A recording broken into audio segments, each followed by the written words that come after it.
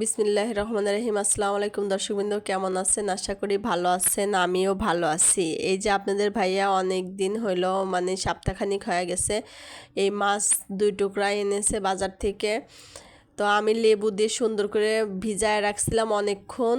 তো এখন এই যে চিপে ধুয়ে আবার কষলে উঠে আবার পানি ঝরিয়ে এই যে লবণ হলুদ মাখাচ্ছি।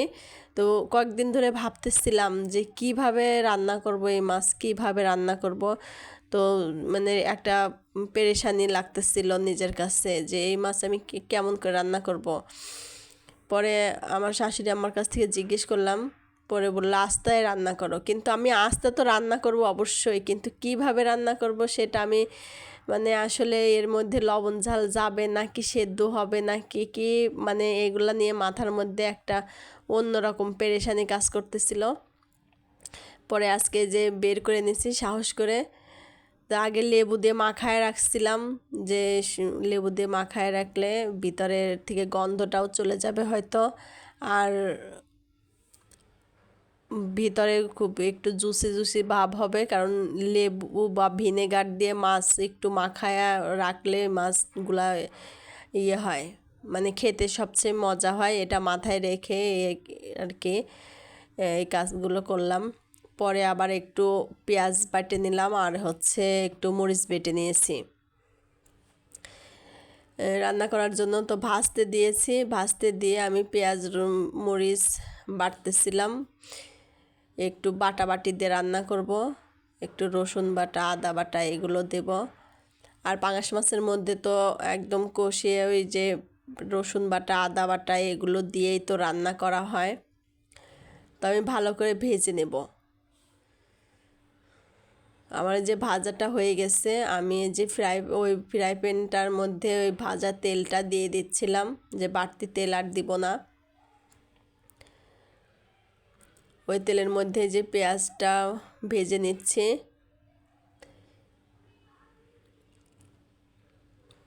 তো অনেক সাহস করে আর কি মাছটা রান্না করতে বসছি, জানি না কেমন হবে। যেখানে একটু আদা বাটা রসুন বাটা পেঁয়াজ বাটা আর কাঁচামরিচ বাটা একসাথে বেটেছি, ওটাই দিয়ে দিচ্ছি। পেঁয়াজটা ভাজা হয়ে গেছে।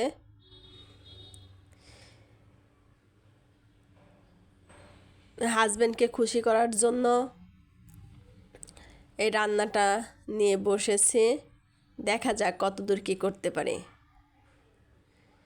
একটু পেঁয়াজ বেশি করে দিয়েছি, একটু বেটে দিয়েছি, আবার একটু মানে কাঁচা পেঁয়াজ যে ভেজে দিলাম সেটা তো দেখতেই পাচ্ছেন। আস্তে আস্তে সব মশলাই পরিমাণ মতো করে দিলাম। 2টা এলাচ দিলাম, 2 টুকরা গরম মশলা দিলাম। সুন্দর করে কষিয়ে নেব।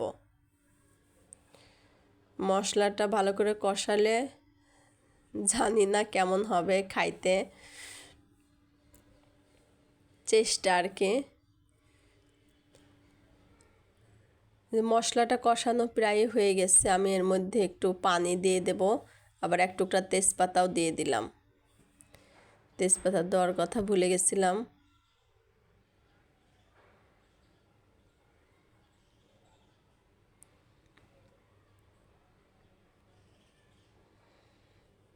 এই যে আমি পানিটাও দিয়ে দিলাম।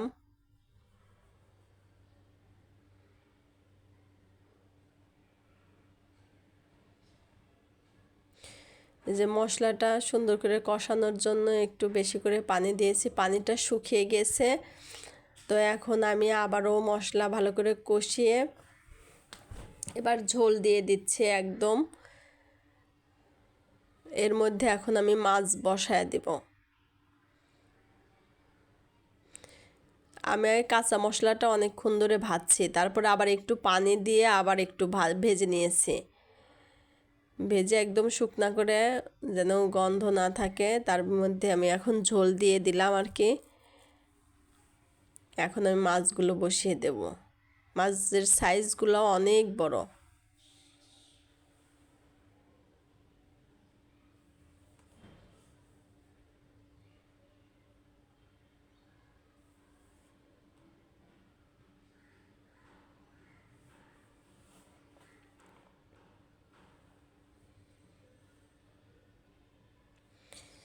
আমি একটু পানি বেশি করে দিয়েছি, কিন্তু আমি একদম শুকনা করে ফেলবো।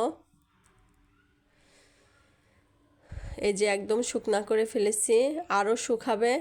কিন্তু ভাবতেছিলাম যে মাছটা একটু উল্টে দেয়, কিন্তু চেষ্টাতে ব্যর্থ। এই পাশেরটা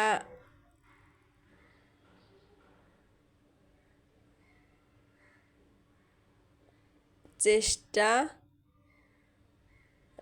হইল না।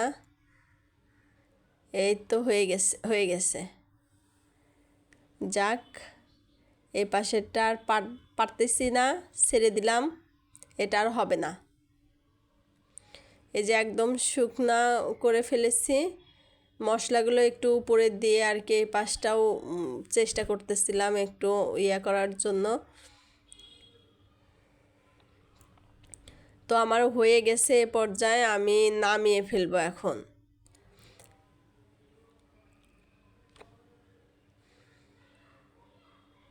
নামিয়ে ফেলবো, আপনার ভাইয়া আসলে খেতে দিয়ে দেব। তো এখনও অফিস থেকে আসেনি। এই যে স্যার চলে আসছে, এখন স্যারের খাইতে দিলাম আর কি। মোটামুটি প্লেটটা সাজানোর ব্যবস্থা করলাম, তা হয়তো হয় নাই, সে ভাত খায় না। তারপরে একটুখানি দিয়েছি, যে এত বড় মাছ কি দেখাবে। সাথে বড়া ছিল, 2টা ডিম দিয়েছিলাম, শসা ছিল, 1 খণ্ড লেবু ছিল, 2টা কাঁচামরিচ ছিল। মাছটা ধরে উঠানোর চেষ্টা করতেছিল, কিন্তু পারতেছিল না, কারণ আমি এটা বেশি নাড়াচাড়া দিয়ে একটু খুলে গেছে। লাইক দেন না, লাইকটা দিবেন, সাবস্ক্রাইব করবেন, কমেন্ট করে জানাবেন আপনাদের ভাইয়ার এই খাবারটা কেমন হয়েছিল। তো আমি ভয় পাচ্ছিলাম কেমন না কেমন হয়, তো অনেক সুন্দর হয়েছে নাকি, খেতে মজাই হয়েছে। তো বলতেছিল সেটাই, যে না সুন্দর হয়েছে, আর আপনারা এত বড় মাছ কিনে বউর হাতে দেবেন, বউ রান্না করে খাওয়াবে। তো আমি নাকি তার আদর যত্ন করি না। তো এটাই আর কি বলতেছিলাম আর হাসতেছিলাম। তো আজকে দর্শকবৃন্দদের দেখাইলাম যে দেখেন আমার হাজব্যান্ডকে আমি আদর যত্ন করি নাকি, তার পছন্দের মাছ রান্না করে খাওয়াইলাম আজকে। তো স্বামী খুশি থাকলে আমি খুশি। তো সবাই স্বামীকে খুশি রাখবেন, নিজেও ভালো থাকবেন, সুস্থ থাকবেন। আল্লাহ হাফেজ।